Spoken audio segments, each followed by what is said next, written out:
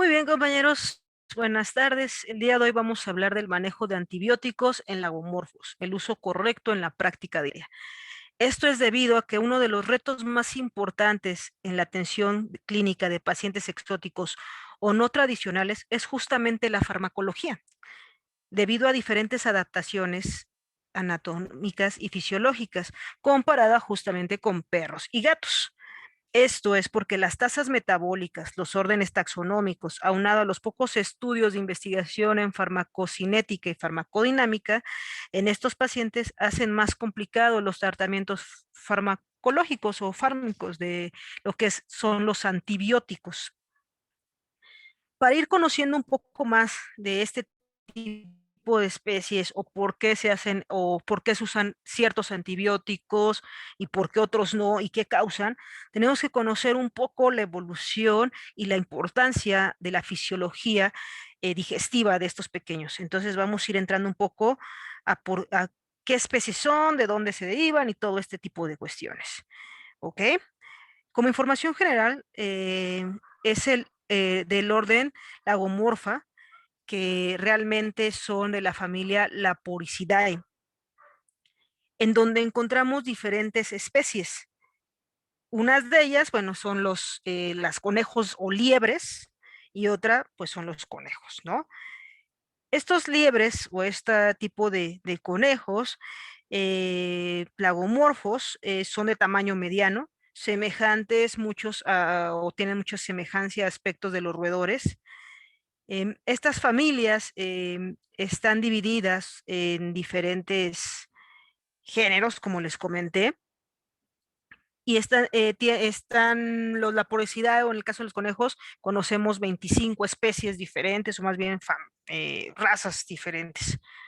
Estos pacientes, como les comenté, no son pacientes tradicionales o normalmente que llegan a la parte de la clínica diaria, porque son más bien de uso de bioterios para investigaciones, ya sea de medicaciones o de nuevos objetos como maquillaje, ese tipo, para poder trabajar en ellos como biomodelos.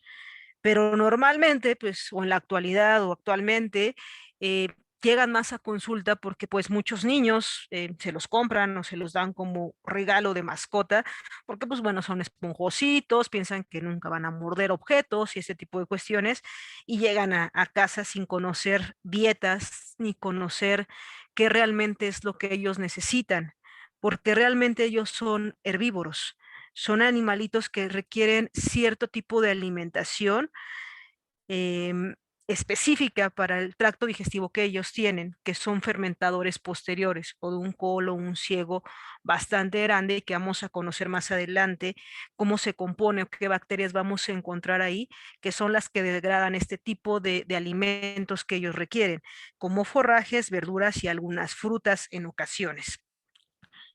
Son respiradores nasales obligatorios. Esto se refiere a que ellos normalmente necesitan su naricita para poder respirar.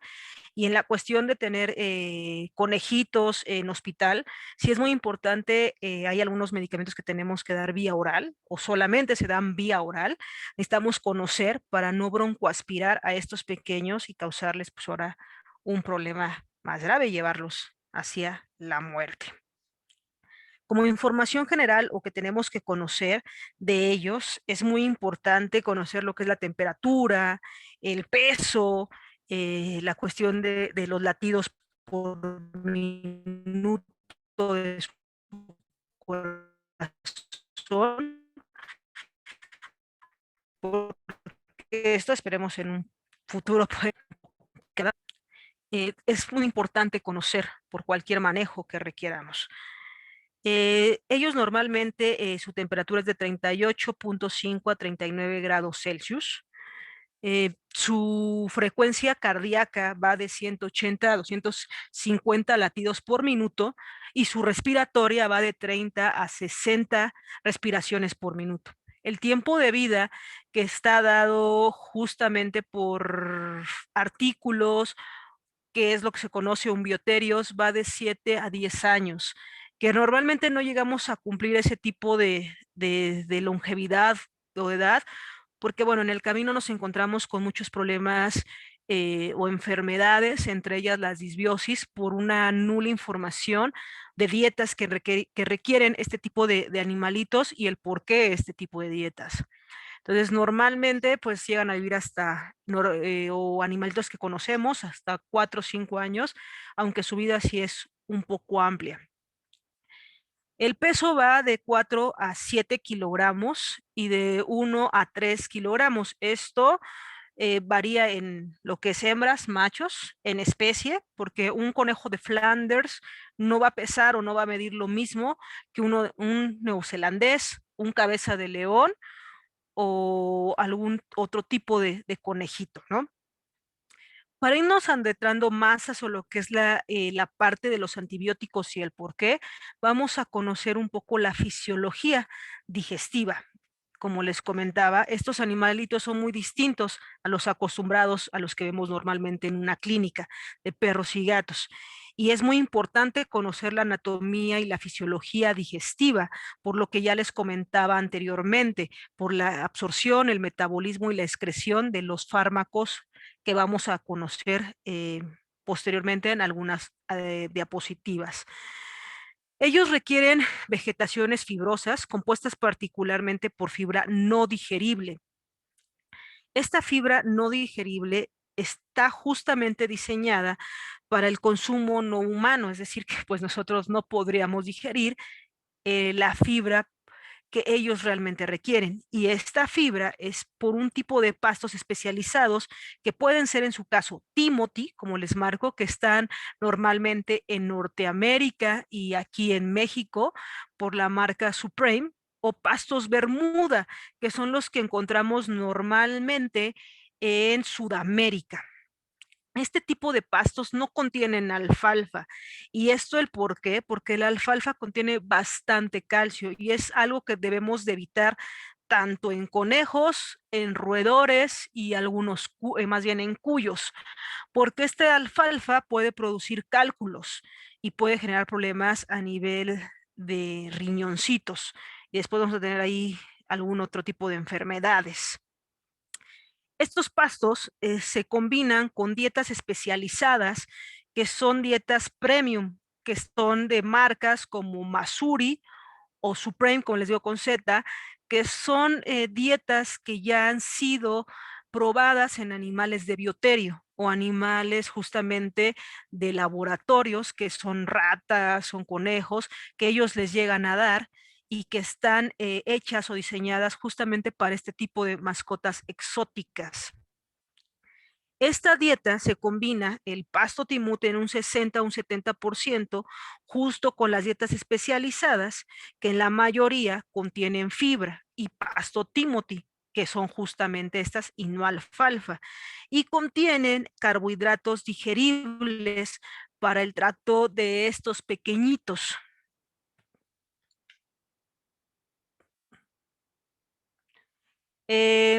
Normalmente este tracto digestivo, este tipo de carbohidratos digeribles para ellos, están diseñados justamente para conejos o cuyos.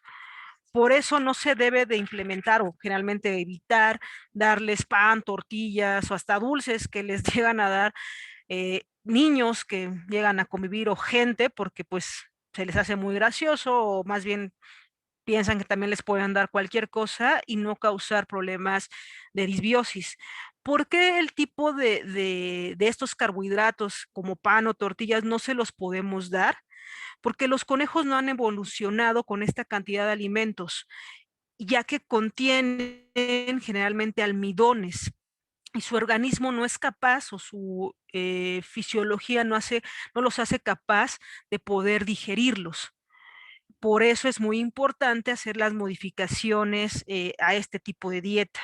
Ajá, porque el pH se ve afectado por la ionización y esto hace que tengan una nula absorción. ¿Ok? Y hacen que su microflora intestinal se modifique y al momento de utilizar, por ejemplo, antibióticos, se van a alterar mucho más esta anatomía o esta fisiología gástrica y pues vamos a generar ahí una disbiosis con una enterotoxemia grave.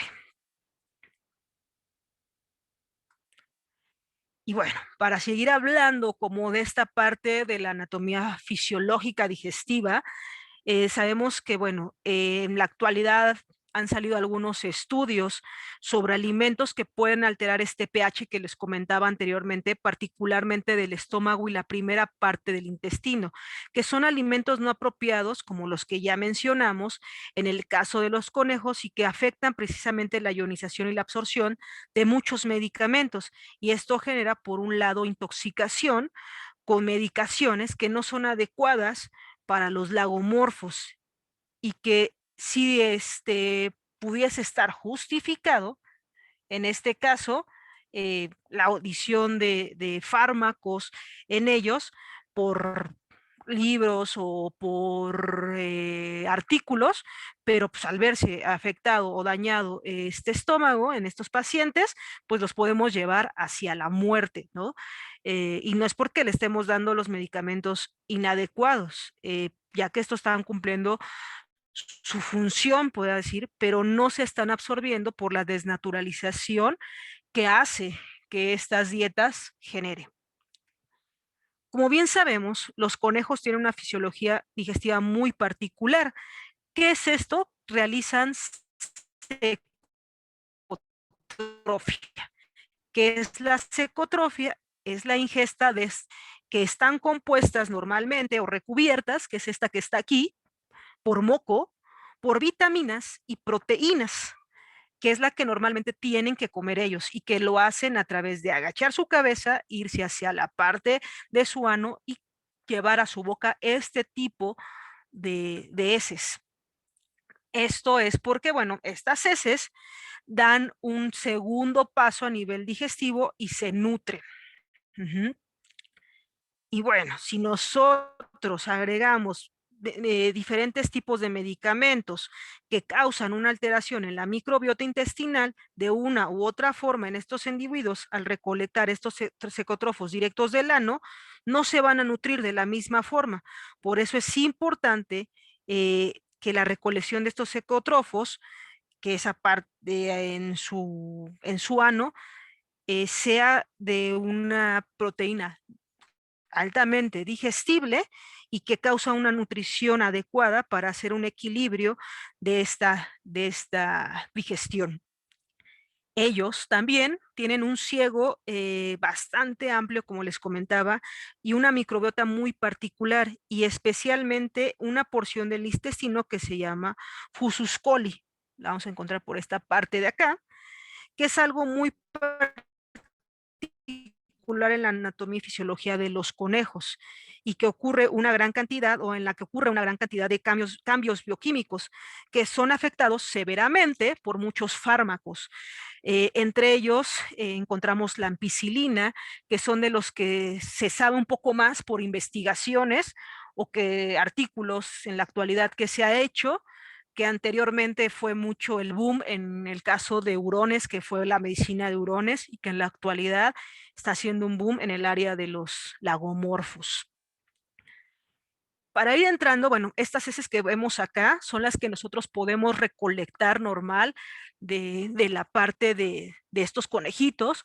No importa que las recolectemos porque pues ya no contienen ni proteínas, ni vitamina B, ni K, y pues las podemos recoger sin tener miedo a que nuestro conejito no vaya a hacer este tipo de digestión. Ahora sí, para entrar un poco al manejo apropiado de los antibióticos, vamos a ver si es lo mismo en perros y gatos. ¿Y por qué hay una diferencia?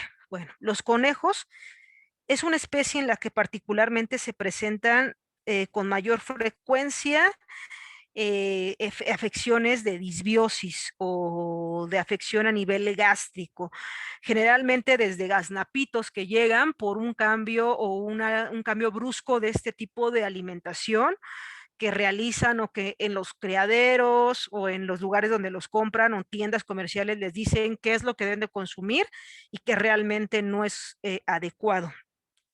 Ahí va, ellos en su, como vimos en la anterior diapositiva, en su ciego, están compuestos por varias especies de Clostridiums, que son justamente las que tenemos aquí. Clostridium es difficile, perfingers, son los Clostridiums que normalmente contienen ellos en su medio, en su nivel gástrico. Y pues bueno, este tipo de Clostridium se pueden ver afectados justamente por la dieta o por los antibióticos. Como les comentaba, también ellos, al momento de utilizar, por ejemplo, en el caso de Clostridium, se desarrolle bastante Clostridium, llegan a utilizar algunos médicos betalactámicos, pero muchos podrán decir, ¿por qué se sigue desarrollando Clostridium SUSE betalactámicos, que usualmente van dirigidos a organismos gram positivos? Esto es debido a que estos anaerobios, esto es debido a que son anaerobios y que no necesariamente requieren solamente este antibiótico para causar una disbiosis, ¿no? Y que es muy importante también conocer la antibioterapia específicamente en estos lagomorfos que en cualquier otra especie. Hay un artículo que recientemente se sacó sobre la alteración de lo que es dietas de alto contenido de carbohidratos, lo que hace una modificación en la microbiota y cuando se agregan antibióticos se modifica este tipo de microbiota y pues agrega o se hace la posibilidad de la aparición del crecimiento de este tipo de Clostridium. La Clostridium espiroforme es la que llega a crecer y se desarrolla un poco más. Y además, esta Clostridium espiroforme está compuesta o tiene una toxina iota, que es la más común de las intoxicaciones y de la disbiosis en conejos que encontramos. Pero también, como les comenté, hay otras especies de Clostridium. Lo que sí normalmente no vamos a encontrar es la Escherichia coli, que no es una bacteria habitante normal de la flora gastrointestinal, así como las enterobacterias aerógenes.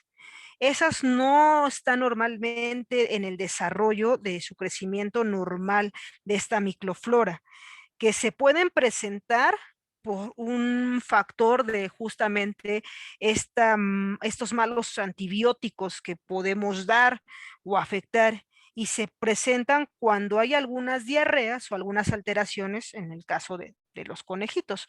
Y como les digo, hay muchos factores asociados a estas diarreas. Principalmente en estos artículos se habla como la ingesta de este tipo de dietas con carbohidratos, alfalfas, mezclada con cuando llegan a consulta y vamos a trabajar inmediatamente y lo primero que hacemos es decir, vamos a poner este antibiótico sin conocer un poco la causa y ya está alterada, no hay una absorción, como les comenté anteriormente, de forma adecuada, el medicamento no hace su labor como debe hacer y pues bueno, llegan a fallecer. Entonces, como les comentaba, los conejos tienen una gran diferencia a otras especies. Por ejemplo, los conejos tienen enterófilos en lugar de neutrófilos, en donde, pues, podríamos decir, su sistema no es que quiera decir que es diferente, pero sí es débil, a diferencia de otras especies. Y hay una gran cantidad de enfermedades justamente en conejos por abscesos, por ejemplo, o por problemas a nivel de pododermatitis. Esto porque pues ellos no contienen algunos cojinetes plantares. Continuando con los antibióticos, vamos a ir conociendo un poco de los que sí podemos usar. Y estos antibióticos que están en una lista actualmente de uso de antibióticos para lagomorfos, que posteriormente vamos a ver en una página que hay para ellos, esto no significa que no vayan a causar disbiosis. Estos antibióticos los podemos utilizar con las medidas adecuadas, con las dosis adecuadas, pero en dosis ya altas sí podemos causar una disbiosis. Pero conociendo un poco más de la forma en que estos medicamentos trabajan, para qué sirven y a veces haciendo antibioterapia, que yo sé que es muy difícil en el caso de la medicina, si en perros y gatos se complica la cuestión de hacer estudios y que realmente no nos debería importar esa parte, el lado económico, porque bueno, pues tendríamos que hacer estudios para poder conocer qué bacterias están afectando, qué se encuentra dañando al conejo o al perro, al gato, pues nos es muy difícil por la cuestión del propietario, porque ahora sí que los propietarios pues a veces no van a invertir más, porque van a decir me va a salir más caro que comprar el conejo, ¿no? Entonces, adentrándonos un poco a este tipo de antibióticos, aquí tenemos una lista de los más utilizados o los que tenemos más conocimiento en el área de medicina de conejos, como son las sulfas con trimestoprim, el cloranfenicol, la enrofloxacina, que está aprobada en conejos y posteriormente vamos a hablar por quién está aprobada, la ciprofloxacina, la citromicina, esta que sí puede causar efectos adversos y el metronidazol.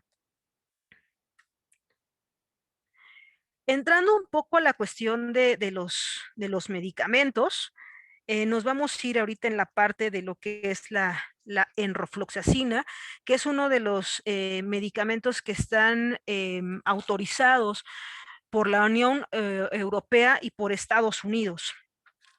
Como sabemos, la enrofloxacina es un antibiótico bactericida que inhibe el ADN girasa de las bacterias. La acción bactericida que tiene esta enrofloxacina es dependiente de la concentración, lo que significa que los regímenes de la dosificación que utilizamos pueden ser eficaces, en particular contra bacterias gram negativas. El uso de fluoroquinolonas se debe reservar justamente para infecciones donde los tengamos cultivos, como les comentaba, o tengamos pruebas de sensibilidad hacia la parte de la respuesta clínica. Y más aunado, que es uno de los antibióticos de primera y segunda línea. Estos inhiben el crecimiento de pausterelosis, bacterias y micoplasmas. Como les comenté, son o tienen, la enrofloxacina tiene una gran eficacia contra micoplasma, como les dije, algunos gram positivos y algunos agentes gram negativos, incluyendo la paustrela, estafilococcus o pseudomonas aeruginosas. También ataca lo que es Klebsiella y Escherichia coli. Y en el caso de algunos conejillos, a la salmonela, que también la salmonela es un habitante que no tiene nada que ver aquí con esto, de reptiles. Relativamente es eficaz contra anaerobios obligados y las fluoroquinolonas son fármacos altamente lipofílicos que alcanzan concentraciones altas dentro de la célula de muchos tejidos y son especialmente eficaces contra tratamientos de tejidos blandos, urogenitales y piel. Está contraindicado en este caso las fluoroquinolonas como también en especies de los perritos y gatos, en pequeños mamíferos o más bien en conejos que están en crecimiento, ya que se han descrito anomalías en el cartílago de los conejos de pequeña edad después de su administración. Si lo tenemos que usar en este tipo de conejos porque es importante por la cuestión de que pues no hay otra y salió sensible a las fluoroquinolonas, pues bueno, tenemos que tener siempre en cuenta que la enrofloxacina se tiene que utilizar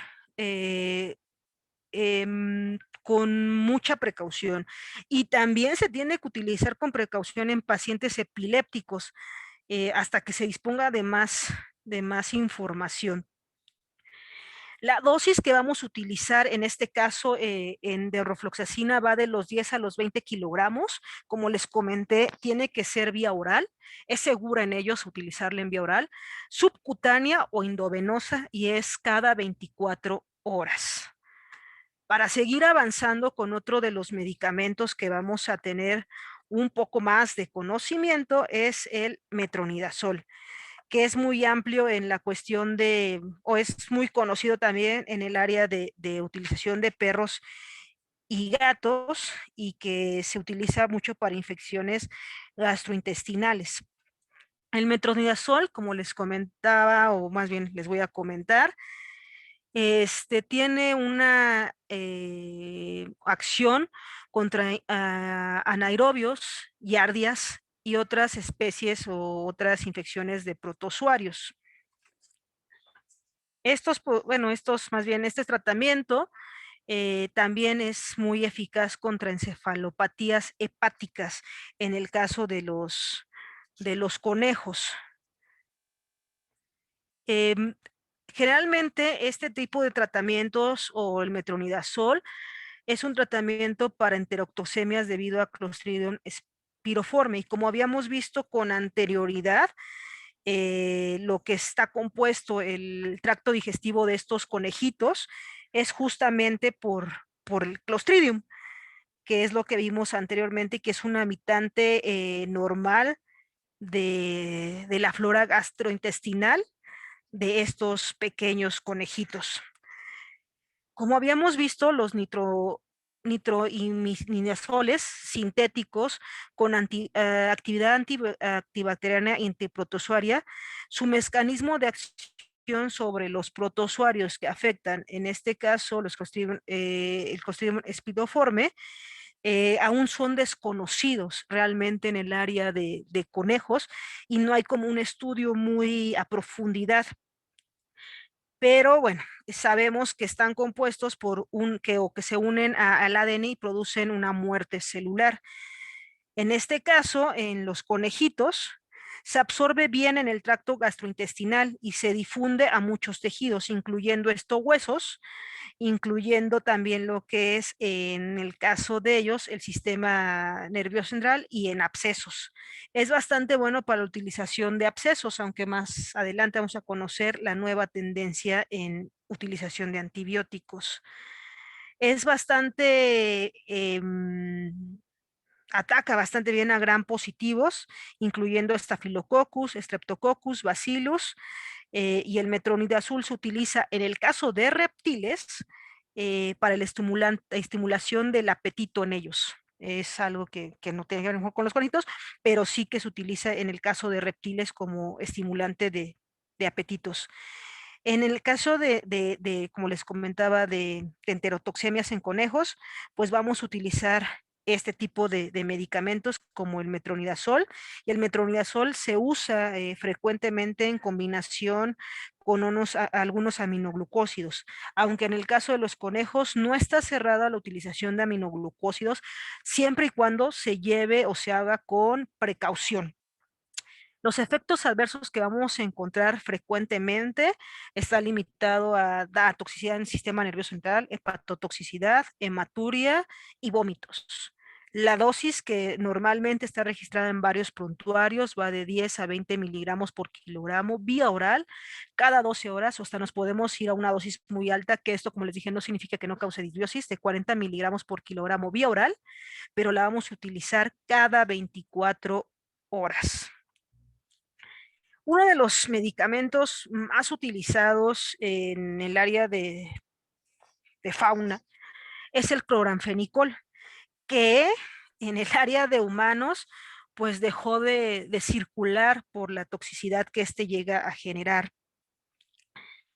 En el caso del cloranfenicol es un antimicrobiano bacteriostático que actúa uniéndose a la subunidad del 50S de los ribosomas de las bacterias susceptibles, evitando la síntesis de las proteínas de las bacterias. Es de bastante amplio espectro porque actúa justamente contra bacterias gram positivas en las que podemos encontrar Staphylococcus, gram negativas, en donde podemos encontrar Bucela, Salmonella, y también puede tener bacterias anaerobias obligadas, por ejemplo, los Clostridium, que son los que pues normalmente podemos atacar. Otros organismos sensibles que incluye este tipo de medicamentos, ya me pasé, perdón, este tipo de medicamentos es lo que son para riquecias o micoplasma. En el caso de los conejitos, se llega a utilizar para enterotoxemias también, y es más que nada a nivel de suspensiones orales, o es como, como las podemos encontrar normalmente, o para cuestiones de a nivel ocular, que es donde las podemos normalmente encontrar, que son infecciones intraoculares. También tiene el cloranfenicol un acceso bastante amplio al sistema nervioso central, o sea, encefalopatías, sí las podemos atacar con cloranfenicol y ayuda bastante a la cuestión del sistema nervioso central. Sin embargo, debido, como les comenté, a los desarrollos de problemas de resistencia y su toxicidad en medicina humana, su uso en el caso de animales, en el caso de animales de fauna, es limitado por la cuestión de la venta que se da en la actualidad. Y bueno, pues también ayuda a lo como es a la cuestión de la salmonelosis. En el caso, como les digo, de bioseguridad o manejo en humanos que están expuestos al cloranfenicol, em, tienen un manejo muy particular porque pueden, o más bien en humanos, se desarrolla anemia aplásica mortal. Está disponible en dos formas, como les dije, en suspensión oral, en forma de palmitato, em, cuyos resultados han sido erráticos en conejos en algunos estudios, porque no se ha visto que la concentración sanguínea sea útil en el caso de medicación en casa. Hay algunas interacciones farmacológicas que se pueden llevar con el cloranfenicol, ya que es un inhibidor irreversible de gran número de enzimas hepáticas, dependiendo de dónde se encuentre. Por ejemplo, el P450. Por lo tanto, se aumentan los niveles del, por ejemplo, en fenobarbital o pentobarbital, y podemos ayudar a los agentes también de hipoglucemias o hipoglucémicos para la recuperación pues de estas nuevas enzimas hepáticas, lo que tarda alrededor de 3 semanas aproximadamente a 4, que es lo que se ha visto. Eh, y también puede tener un efecto inhibitorio el cloranfenicol si se utilizan combinado con antimicrobianos como son las licosamidas y los macrólidos, que en este caso no se pueden utilizar, como ejemplo las licosamidas en conejos.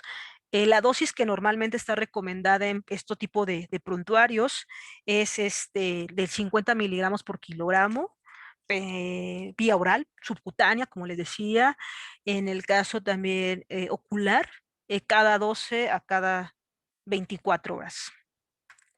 Vamos a ir con otro medicamento que es la acitromicina. La acitromicina se une normalmente al ribosoma bacteriano 50S, como la eritromicina. Esto hace que se inhiba un enlace peptídico y este tiene una actividad bactericida o variestoctáctica en función de la susceptibilidad de los organismos. La citromicina tiene una vida media normal en tejidos que, pues sí, en tejidos y muestra mejor absorción oral y es más tolerable en el caso de los humanos, ¿no? Que se usa de uso humano. La citromicina es una alternativa a la penicilina en el caso de algunos animales que llegan o individuos que llegan a ser alérgicos, ya que tiene un amplio espectro antibacteriano similar, aunque no idéntico. Hay que reconocerlo, no va a ser idéntico. Este normalmente ataca lo que es gram positivos, como algunas especies que les puse aquí de Staphylococcus, que llegan a ser resistentes. También llega a atacar a lo que es bacilos gram positivos, bacilos también gram negativos. En este caso, los gram negativos son la pausterela, que es lo que llegamos a encontrar normalmente. Y también llega a atacar a micobacterias y anaerobios obligados. También tenemos lo que son paramicoplasma y toxoplasmas y algunas clamidiosis. También inhibe algunas cepas de Rickettsia y la mayoría de las cepas de enterobacterias, como Pseudomonas y Escherichia coli son resistentes. Entonces, como les digo, son resistentes a enterobacterias. Es útil para el tratamiento de infecciones de vías respiratorias, infecciones de piel, como también pueden ser abscesos, y también para lo que llegan a ser infecciones de tejidos blandos, así como también infecciones por micobacterias no tuberculosas. Se usa para tratamientos en el caso de los conejos, de abscesos que llegamos a encontrar, aunque pues no llega a ser un fármaco de, a lo mejor decir, de gran utilidad. La citromicina también mejora su actividad con los pHs alcalinos, administrándolo en este caso con estómagos un poco vacíos, por lo cual en el caso de los conejos no es posible porque tienen que estar consumiendo constantemente alimento, entonces hace que su acción en el ribosoma 50S se vea afectada. Como contraindicaciones en este tipo de medicamentos y que les mencioné anteriormente que puede llegar a ser tóxico es en la insuficiencia renal y hepática en todas las especies y en ellos más. Entonces llegamos a tener más afección a nivel renal y causamos una insuficiencia renal crónica en ellos y pues sí, sí llega a afectar. Entonces tenemos que tener mucha precaución al utilizar este tipo de medicamentos y más la citromicina. Eh, esta puede llegarse a ver o podemos utilizarla para tener una interacción farmacológica y aumentar los niveles con metilprednisolona y podemos aumentar la absorción de la digoxina, que es la que podemos hacer para que se aumente. La dosis recomendada es de 4 a 5 miligramos por kilogramo intramuscular cada 48 horas y podemos mandar oral a casa en 50 miligramos por kilogramo cada 24 horas. Ya para ir cerrando un poco la cuestión de estos fármacos, vamos a ir con las sulfas con trimethoprim, que es uno de los medicamentos que también utilizamos mucho también en la cuestión de algunas disbiosis o enterotoxemias. El trimetopin y la sulfamida bloquean pasos secuenciales en lo que es la síntesis del tetrahidrofolato. Y esta síntesis, estas moléculas pueden incluir los ácidos nucleicos. Las sulfamidas bloquean también lo que es la síntesis de ácidos dipirónicos, compitiendo con el ácido paraaminobenzoico. El trimetopin también inhibe la enzimas reductasa, evitando la reducción del ácido hidrofílico o ácido tetrahidrofílico. Y este mecanismo lo que hace es en dos pasos, o se divide en dos pasos, que hace que la resistencia bacteriana se desarrolle más lentamente por la administración de estos agentes que por sí solo. Por eso es mejor que vayan en conjunto las sulfas con trimetopin y haciendo un efecto de esta combinación tienden a ser más bactericidas a efectos, frente a un efecto bacteriostático de cada agente solo. Estas sulfas con trimetopin son mucho más susceptibles a organismos incluyendo la brucela, bacilos gram negativos y algunos organismos gram positivos, como son los estafilococcus en el caso de los gram positivos. También llega a atacar lo que son algunos otros coccidios, algunos toxoplasmas y algunos otros agentes. Es resistente o no ataca con facilidad a pseudomonas y a la leptospira en el caso de algunos animales de fauna. Las sulfas con trimetoprim es útil para tratamientos de infecciones de vías urinarias y respiratorias, también para salmonelosis sistémica e infecciones del tracto respiratorio.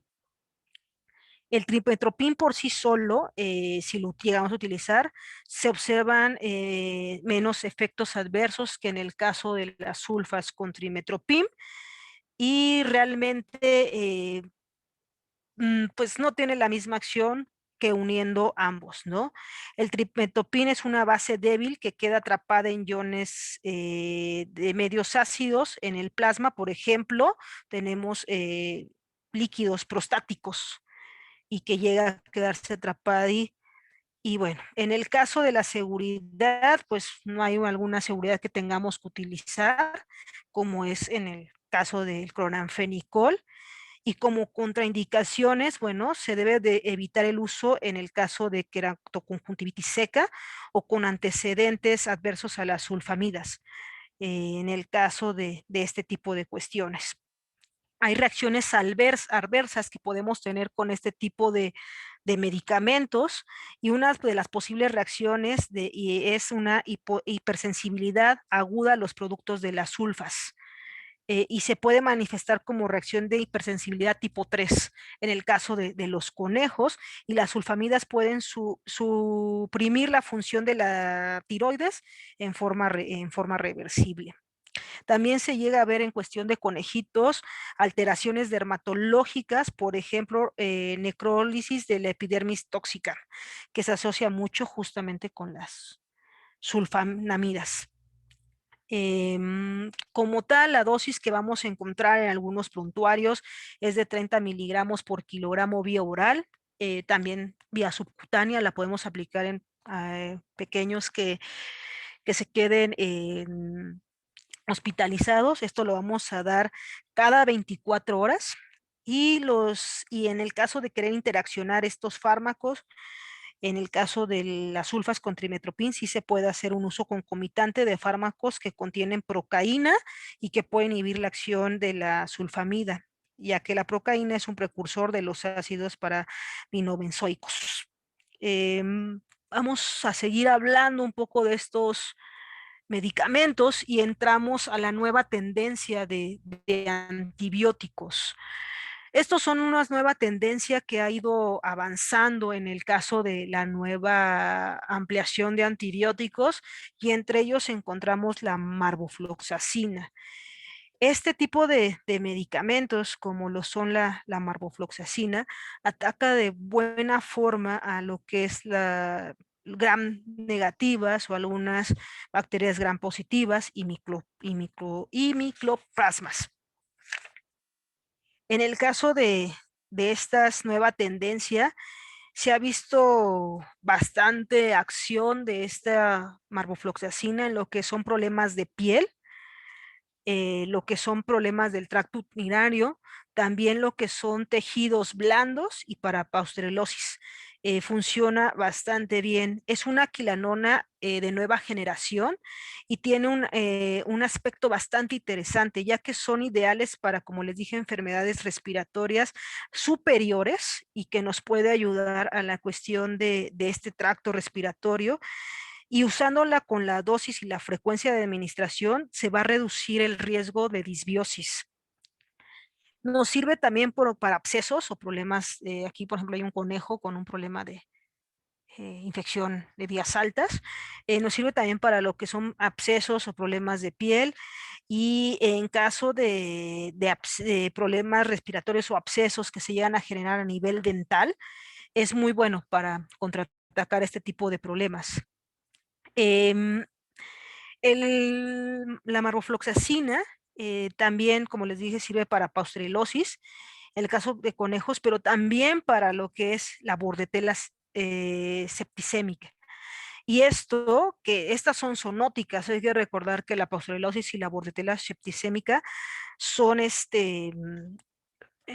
son zoonóticas, y sí pues se pueden pasar a otras especies. La dosis que normalmente encontramos y que se utiliza es 5 miligramos por kilogramo una vez al día, intramuscular o subcutánea. Entonces, este tipo también de nuevas tendencias en antibióticos es una opción ideal para no causar enterotoxemias o reacciones a nivel de disbiosis. Y tienen un gran efecto en la parte de algunas enfermedades. Avanzando un poco con la nueva tendencia en los lagomorfos, encontramos lo que son las perlas de polimetilmeticitona, que es el PPMA, lo que significa, y son una nueva alternativa que se ha encontrado como medicación, donde es más segura, eficaz y tiene una penetración a nivel sistémico.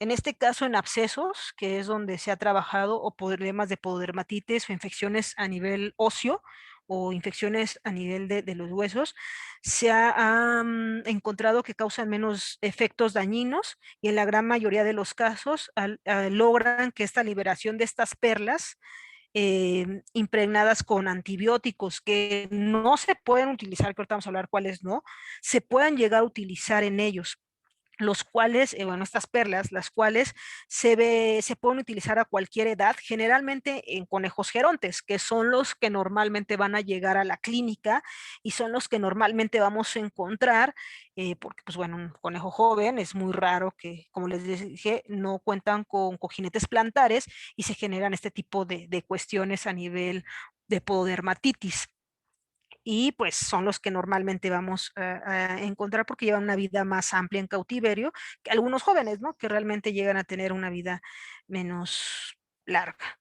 Estas perlas se han utilizado también con hidrogeles que se han generado una perspectiva diferente en el cuidado de heridas o en el cuidado de abscesos y que ya a lo mejor tenemos una nueva tendencia que se va llevando cada vez más y que vamos haciendo que se vean menos resistentes a ciertos antibióticos, pero teniendo una cura mucho mejor en la cuestión de esta antibioterapia y dañando menos a lo que es la cuestión digestiva. Son mejores para opciones futuras, como lo marco aquí, ya que pues no se ha utilizado realmente en la actualidad en muchos conejos, pero pues ayuda a que estos antibióticos que son, como les dije, potencialmente tóxicos, ya no causen ese efecto dañino por la liberación de esta impregnación con los antibióticos en las perlas. En la actualidad hay unas perlas que se pueden unir o se pueden juntar tres antibióticos y que es la liberación de perlas de sulfato de calcio. Esto se ha hecho o se ha usado más en humanos, pero bueno, pues también se puede utilizar en el caso de conejos si hay solamente una investigación en la actualidad, que vamos a ver una parte, y que es una de las que ayuda que podamos combinar tres antibióticos, incluso en antibióticos como los aminoglucósidos, ¿no? En el caso de conejos, es muy eficaz utilizar este tipo de perlas, por ejemplo, para los abscesos, porque hace mucho tiempo, pues los abscesos se realizaban mediante cirugías, se hacía lo que es la marsupalización, incluso la hemimandibulectomía, y estos abscesos volvían a reincidir y volvían a seguir y a seguir, y pues bueno, ya con las perlas se ha visto que como nueva tendencia podemos, como les digo, combinar estos antibióticos que vimos anteriormente que no se pueden utilizar como la clindamicina, la micacina y la gentamicina, sí los podemos utilizar en estos tipos de perlas siempre y cuando hagamos cultivos y antibiogramas, porque pues normalmente este tipo de perlitas sí tienen que ir con sus cultivos y antibiogramas porque pues tenemos que utilizar los antibióticos que realmente necesitamos para justamente las bacterias que necesitamos atacar. Entonces, como les digo, podemos usarlos de forma segura y podemos además utilizar enfloxacina, sulfas con trimetoprim, que son los nuevos reportes que existen actualmente en estos tipos de reportes, como por ejemplo aquí la microbiología y antimicrobiología susceptible en abscesos odontológicos en ratones, sí, en lagomorfos domésticos o en conejos domésticos, que es una conferencia que se dio en el 2015 y que es un poco de los reportes que se han ido utilizando de estas nuevas tendencias de antibioterapias en el caso de los lagomorfos. Y como les comenté, pues bueno, la rofloxacina es aprobada en conejos en lo que es Europa. pasando a la parte de lo que es la administración de los antibióticos, pues bueno, tenemos antibióticos que nunca se deben de administrar y que pueden causar causantes de muchas disbiosis. Unos de ellos son la amoxicilina con ácido clavulánico, la ampicilina, la clindamicina, la lincomicina, que es sumamente tóxica, la eritromicina. Y este tipo de antibióticos jamás, jamás, jamás los debemos utilizar, menos por vía oral. Son tóxicos y causan disbiosis y generan muerte o más bien, sí, muerte de algunos de los clostridiums que hablamos con anterioridad en unas diapositivas anteriormente, y esto aunado a las malas dietas, pues bueno, vamos a causar una muerte rápida de estos conejitos con estas enterotoxemias. Eh, es muy difícil, bueno, más bien no se puede utilizar este tipo de antibióticos, y más, por ejemplo, la cefovecina, que sí es una cefaloporina de tercera generación que en su etiqueta viene ya especificado que está contraindicado en herbívoros pequeños, como lo son conejos o en animales de fauna. Sí, está bien utilizado para la cuestión de lo que es perros y gatos y se ha visto que funciona de maravilla, pero no es algo que queramos utilizar en conejos porque los vamos a matar. Esta tipo de cefovecina es muy utilizada para Escherichia coli y Staphylococcus intermedius en el caso de perros y gatos, pero bueno, pues no debemos utilizarlos en el caso de lo que es este, conejitos. En el caso de los conejos, el uso de este tipo de antibióticos, como son amoxicilinas, cefalosporinas, como les comenté, causan una disbiosis y una alteración de la microflora o la microbiota, eh, y podemos afectar o causar disbiosis. En el caso de las amoxicilinas, como sabemos, pues se unen a las proteínas de la penicilina y están implicadas en la síntesis de la pared celular bacteriana, y pues sí tenemos que tener un manejo bastante dependiente. ¿Y por qué tenemos que te causan reacciones adversas? Bueno, pues está contraindicado porque estos antibióticos orales en pacientes críticamente enfermos, como llegan a ser los conejos con disbiosis, puesto que se absorben en tracto gastrointestinal, son poco fiables y pueden causar la disbiosis, y pues jamás, jamás administrar, sin en este caso, penicilinas orales a conejitos. Como les mencioné con anterioridad, pues bueno, encontramos una tabla o un listado de antibióticos que podemos utilizar y cuáles no, y cuál es su uso. Por ejemplo, en este caso tenemos la amoxicilina, que en el caso de uso inyectable, oral u otros usos como son a nivel ocular, a nivel intramuscular, no los podemos utilizar de ninguna forma. Causa disbiosis asociada a estos antibióticos es alta cuando se administra más por vía oral, como les decía. La ampicilina, que también causa una disbiosis y una enterotoxemia por administrarlas vía oral. Las cefalosporinas, que sí las podemos utilizar de vía inyectable, y que a lo mejor en caso de que tengamos que utilizar este tipo de medicaciones, los podemos utilizar en forma subcutánea, siempre y cuando que digamos, bueno, ya no tenemos otros medicamentos que usar y tenemos que utilizar este tipo de medicamentos, bueno, ya sería sabiendo que podemos causar disbiosis y teniendo el conocimiento y las dosis, podemos utilizarlos con precaución. Por ejemplo, el cloranfenicol, como les comenté, pues no es uso inyectable, no es uso oral, que en algunos sí podemos llegar de uso oral, como les comentaba con anterioridad. Sí, uso o más bien de gotas para ocular, y pues su disbiosis es bajo.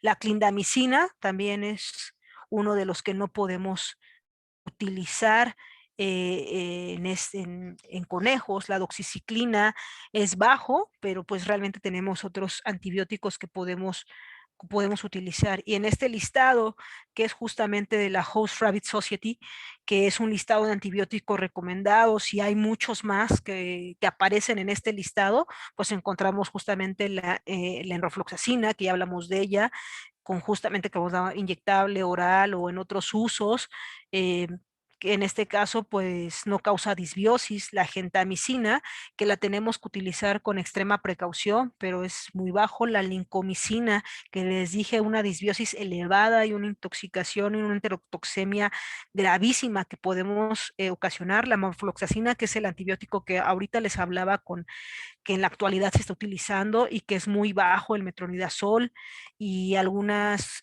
sulfas trimetropin o trimetropin sulfas de metasona, que son bajos, ¿no? Y en este caso, por ejemplo, las tetraciclinas no se recomiendan de uso oral porque pues el calcio del tracto gastrointestinal inactiva este fármaco y pues no vamos a tener un buen uso. Hablando ya, como les dije, de la utilización de estos de antibióticos, bueno, en lo que les dije, la House Rabbit Society, que es esta página, habla justamente de la aprobación de los usos de antibióticos en conejos, son los que podemos utilizar, cuáles podemos utilizar para ciertas infecciones bacterianas, formas de utilización, ya sea vía oral, vía subcutánea, vía intramuscular, eh, cuáles podemos utilizar haciendo un balance adecuado para no causar disbiosis. Y bueno, pues en este tipo de páginas es donde podemos encontrar un poco de información acerca de este uso. Quiso incluir un poco de lo que es los probióticos en este caso, porque el uso de probióticos, como dice la diapositiva, no son compatibles con las condiciones gastrointestinales. ¿Y qué pasa o qué dicen muchos médicos? Bueno, pues vamos a darle antibióticos, pero bueno, para eso están los probióticos y pues ya le estamos volviendo a poblar su flora gastrointestinal. Pues no, falso. Los probióticos no son los mismos que utilizamos o que venden, por ejemplo, este tipo de probióticos y esto pues falso. No son realmente de uso para en este caso de conejos. Sí lo podemos utilizar, por ejemplo, en el caso de ratas, en el caso de cobayos, en el caso de algunas ardillas, pero no podemos utilizarlo en el caso de conejos. La mayoría de estos probióticos contienen lactobacilos, que no son de la flora normal de estos conejos. Hay varios antibióticos que podemos decir que son susceptibles a este tipo de cuestiones. En el caso de los conejos, pues los fármacos no significa que vamos a quitar y vamos a repoblar la fauna con este tipo de probióticos, porque el tipo de flora gastrointestinal de los conejos es muy diferente a los organismos de perros y gatos, que son los que normalmente, o la mayoría, utilizan este tipo de probióticos. En el caso de estos probióticos que se utilizan, generalmente son específicos justamente para la cuestión de ingestas en el caso ay, ya no se ve acá, en el caso de lo que es perros y gatos, por el tipo de microflora que tienen. Son bacteroides, es decir, para eh, bacterias gram positivas, gram negativas, algunos protozoarios ciliados, llegan a tener para levaduras, como lo son la Sinoclomidis gatalutus, que son las que llegamos a ver y que llegan a tener una función, pero realmente no es algo que debamos utilizar normalmente. Eh, Tienen un pH o modifican un pH de 1 al 2% a la ingesta de este tipo de probióticos y pues no son de un uso que debamos de dar como vimos con anterioridad y conocimos la microflora de este tipo de conejos. Clostridium es lo normalmente o los habitantes normales de la microbiota que encontramos en conejos, no Escherichia coli, no Lactobacillus. Entonces, si conocemos la fisiología digestiva de estos conejos, pues sabemos que estos probióticos no nos van a servir en nada y no nos van a ayudar para repoblar fauna y flora gastrointestinal en ellos y pues vamos a seguir generando este tipo de disbiosis. Como les comenté, no se usan para equilibrar tratamientos con antibióticos. Eh, Como les decía, Enterococcus SSP, si es una flora normal en el caso de lo que son conejitos, pero no en el caso perdón, lo que es el caso de conejitos, pero no estos probióticos como es en el caso de perros y gatos.